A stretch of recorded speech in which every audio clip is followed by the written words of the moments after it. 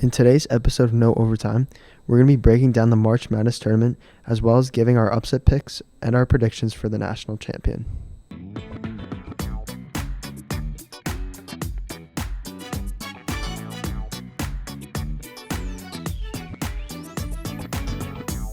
Welcome back to No Overtime. I'm Mike, and with me is Jake. We've got an exciting episode today all about March Madness. The tournament is here, and we're breaking down everything from the odds of a perfect bracket to our predictions for who will take it all. We've got some bold predictions coming your way, including who we think is going to shock the world with an upset, and of course, who we have winning the entire thing. All right, let's kick things off with a question on everyone's mind as soon as March Madness begins, which is, what are the odds of picking a perfect bracket? So, if you're thinking about the odds of picking every single game correctly, you're looking at about 1 in 9.2 quintillion, so it's safe to say we may never see one. Yeah, it's pretty much impossible, but that's why Warren Buffett, he used to offer $1 billion to whoever would get the perfect bracket, but he actually just changed it this year to only a $1 million prize every year for anybody who gets it perfect. Yeah. So we've got to talk about our pick for our national champion. So who do you think is going to be the national champ this year? I've got to go with Florida. They've been dominant all season. They have the experience of the team to make a deep run. They're really well coached, I think. They have one of the best coaches in the country. They have one of the best defensive efficiencies in the country, which I think, defense wins championships. But yeah, I think they're going to be a tough matchup for anybody in the tournament. Yeah, I definitely agree. Florida's one of those teams that can make some noise, and I have them to cut down the nets this year. We'll be right back after a quick break, and we will be talking about some of our upset picks. All right, welcome back. Let's get right into it. Who are your upset picks this year?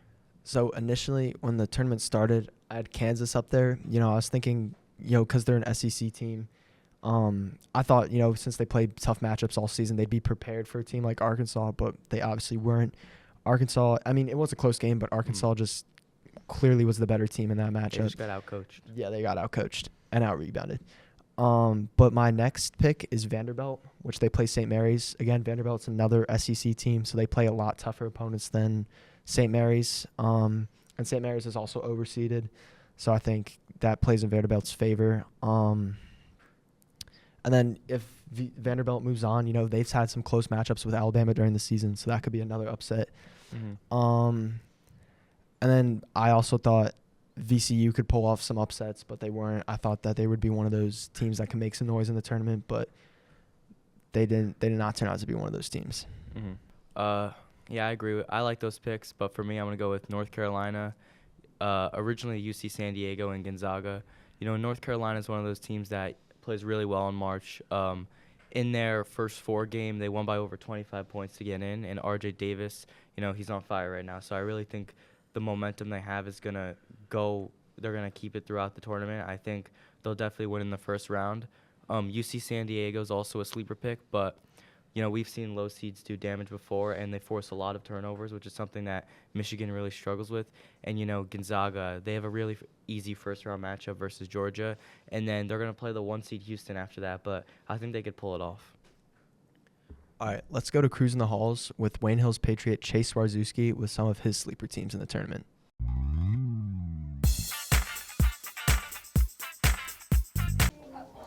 So, what are your Final Four predictions this year? So, before the tournament actually started, I had Louisville, St. John's, Duke, and Kentucky. But now, since Louisville and St. John's are out, my new Final Four is Auburn, Texas Tech, Duke, and Kentucky. Great answer. Let's move on to the big picture. We've talked about champions and upsets. Let's dive into the Final Four. Who are your predictions there? All right, so in the Final Four, I'm going to take Auburn versus Florida, and then Duke versus Tennessee. I think Florida's going to come out on top and beat Tennessee in the championship. And, I do think Duke is really good, but I think, as good as Cooper Flagg is, he may be a little injured. I think they're also, a little inexperienced at times.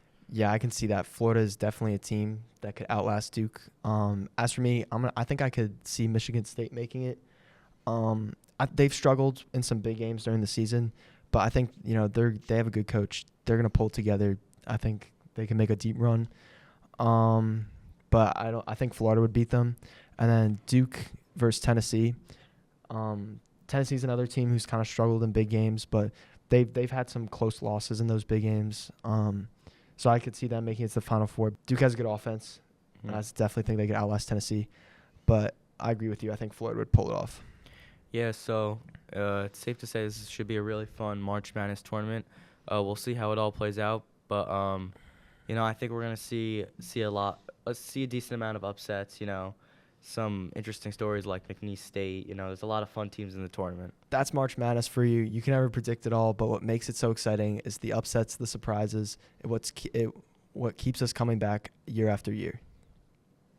Yeah, that's all the time we've got for today's episode, but we'll be back, and good luck to everyone filling out their brackets.